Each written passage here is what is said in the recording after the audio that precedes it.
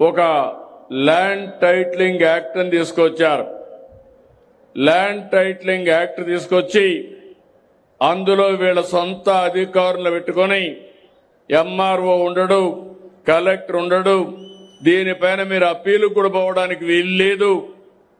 కడాన మీ భూమి మీ చేతుల్లో లేకపోయినా మీకు లేకపోయినా అడిగే దిక్కు లేకుండా చేస్తే ఇదే జిల్లాలో పాండ్యం నియోజకవర్గంలో నేను చాలా బాధపడి పట్టాదారు పాసు పుస్తకాన్ని కాల్చి ల్యాండ్ టైటిలింగ్ యాక్ట్ రద్దు చేస్తానని ఆ రోజు మీ అందరికీ హామీ ఇచ్చాను. ఆ చట్టాన్నే కాల్చాను.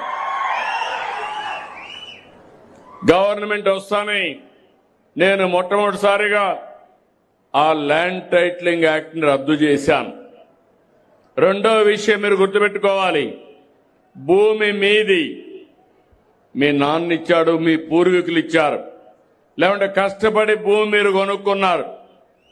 ఆ భూమి మీద ఆ పట్టాదారు పాసు పుస్తకాలు వీళ్ళ ఫోటో వేసుకున్నారు.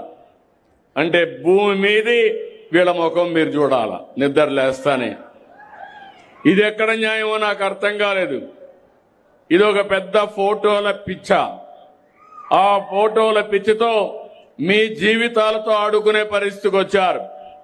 మూడో విషయం మామూలు కాదు, మీ భూమి చుట్టుపక్కల సర్వే నెంబర్లు వేయాలంటే మామూలు రాళ్లు వేయాలి.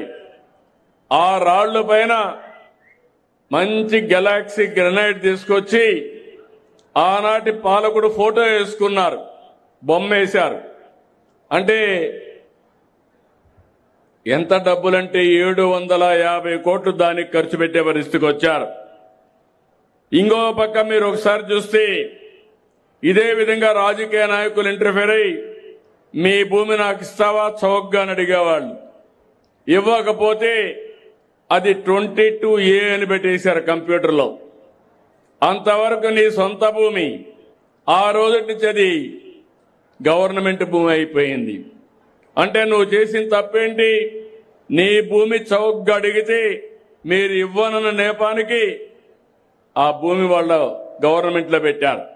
ఇప్పుడే మిత్రుడు చెప్పినట్టు ఇంకో పక్క బెదిరించారు.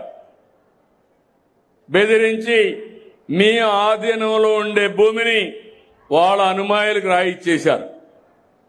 అడిగితే కేసులు లేవు, పోలీసులు తిరిగి కేసులు పెట్టే పరిస్థితికి వచ్చారు. నేను వస్తానే ఎక్కడికి పోయినా కట్టలుగా దర్జీలు వచ్చేటివి.